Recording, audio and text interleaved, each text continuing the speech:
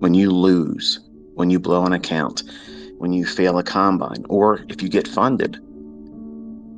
And then once you get the funded account, you lose the plot, you lose focus, and you're so much in a hurry to just get to a level where you can ask for a payout because you need to feel like you've done something. Well, you have done something. You've grown, and you have to be able to appreciate those mile markers. And that's the number one thing you do is you log, you journal every time you climb to a new plateau of understanding and growth in your understanding about yourself as a trader, because that's the factor. That's the thing you don't see coming. That's the thing that's going to hit you from the blind side. That's going to derail you. It's not me. It's not me holding back a lesson. It's not somebody else selling a course. It's not somebody else giving you a signal, because it's ultimately you that will undo you. And you don't see it coming. When you first start doing this, you don't appreciate the risk. You don't. Nobody. I didn't. I did not. And nobody does. And the number one thing you have to understand to avoid failing in trading is that you have to have the mindset that this is for you. It's just like anything else. You're not gonna be 100%. And one of the lessons I taught on this many times, but when I'm not able to focus, if I'm having a period of time where I'm having a lot of different mood swings because of my bipolarism, it's hard for me to wrestle that. And sometimes because of real life, maybe a relationship issue that my wife and I are wrestling through because of a child, or maybe, like recently I lost one of my pets, and that is very hard for me. So I've been angry. I've been trying to replace that absence of not having her, and wanting to do something else to make myself feel better. And going into the marketplace, I know that my mind isn't going to be clear, and I'm wanting to find a victim. I want to go out there and smash somebody upside the head and take something from them because I'm hurting. When you do these types of things, when you do these things in your trading or trying to pass combines, trying to push your funded account because maybe you're angry about missing an opportunity, or you're angry because you took a loss and you regret it because you knew in the back of your mind that conscience was telling you, don't push the button. This isn't the best trade idea for you. And you're really not looking at your model. You're just looking at, oh, it might go up there or it might go down there. And many times, and send me a tweet with it, just simply a number one, if you've been there before, where you just felt like you had to do something. You got to get into a trade. It's not your model. You have no idea really what's going on, but you just think it's going to go up for about 5 to 10 handles, or maybe 10 to 15 pips. And that's really not your model, but you just want to get in there and do something. And if you win, well, it's just like having a scratch off in the lottery. Chances are you're not going to make any money, but what happens if it does? That'll really make my day good. That'll really brighten up my day. That would really lift my spirits because, the universe opened up its graciousness to me and gave me something I didn't deserve. And it's going to make me feel good. It won't. It won't.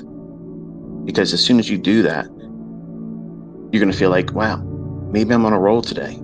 Let me go do it again. And then you'll lose. That happenstance. So that's gambling. These are things that people do. And this is exactly what I did when I was younger at 20 years old. I did these things impulsively because I was not happy where I was at in my life.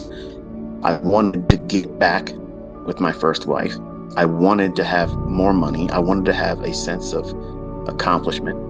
And I didn't want to do the things that I saw the rest of my family doing, which is work the rest of their life for nothing.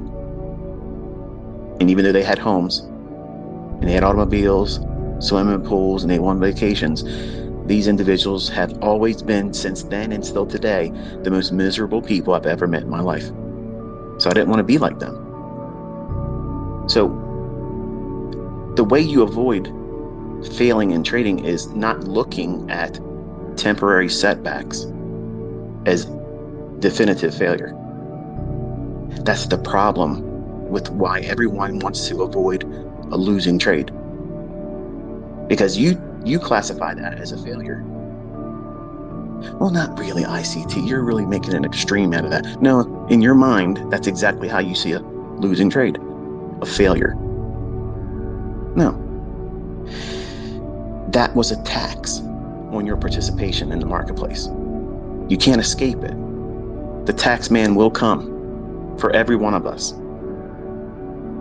And as long as you're profitable, taxes are a nuisance. I could go on a long, rant about that topic, but you can't avoid it. And if you spend your entire early part of your career worrying about what happens if you take a loss or losses or going to drawdown, you want to know what that feels like. But in the beginning, you're trying to do everything you can to avoid that, when that's the very thing that you need to have to test your mettle. You need to figure out who you are as a trader in that environment, because that is the battlefield. That's where it all happens, folks. The people that succeed and keep going and make more money and are consistently profitable over a long period of time, not, let me just get a payout. Let me just get a payout. Let me get my certificate. Let me get up there on social media and say, I took out $1,000, $10,000, $25,000, whatever it is. Like that's the pinnacle of your career. And that's the visibility you have right now. When you first start, I need to get my first payout. When your whole mindset should be, I need to get myself sorted so that way my entire life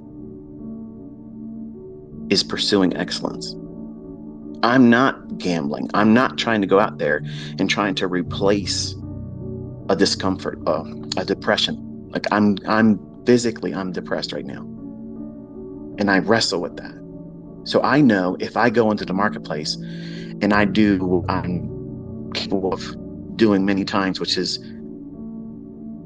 club price over the head like a caveman and drag it back to my cave, I may not be seeing something, trying to do something impulsively to get a rise out of all of you on social media, and that will temporarily soothe the depression I'm feeling because I lost a loved one.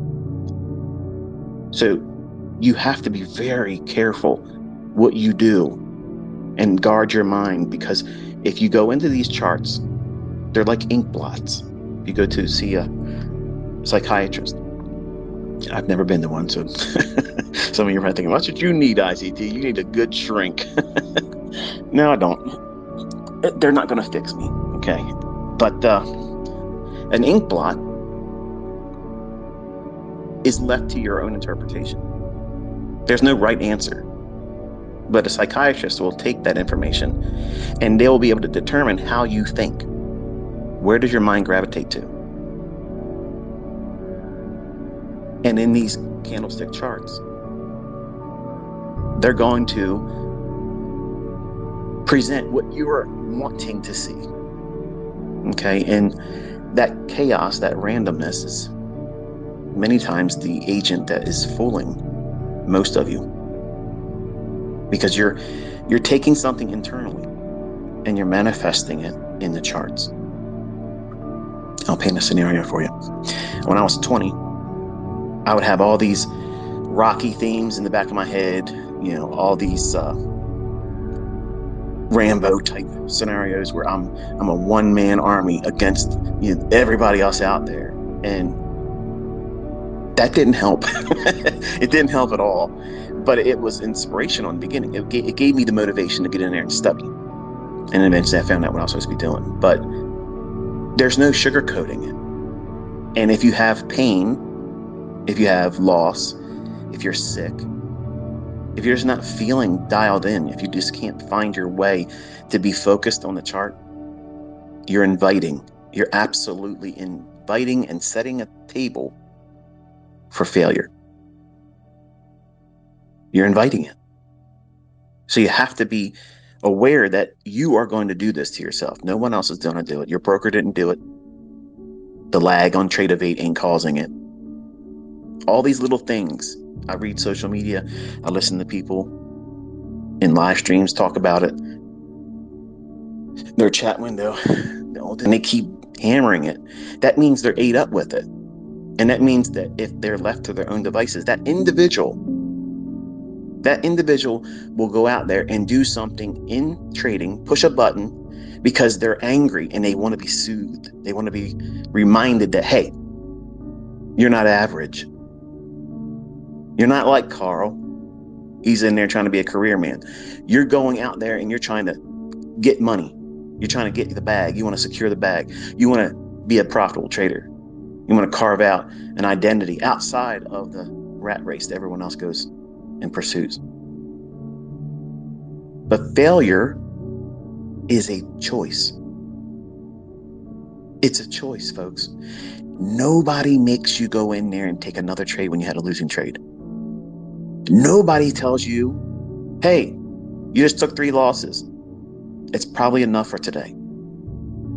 You should stop. No, they're not going to be around to do that. You have to say, this is it. I have to stop.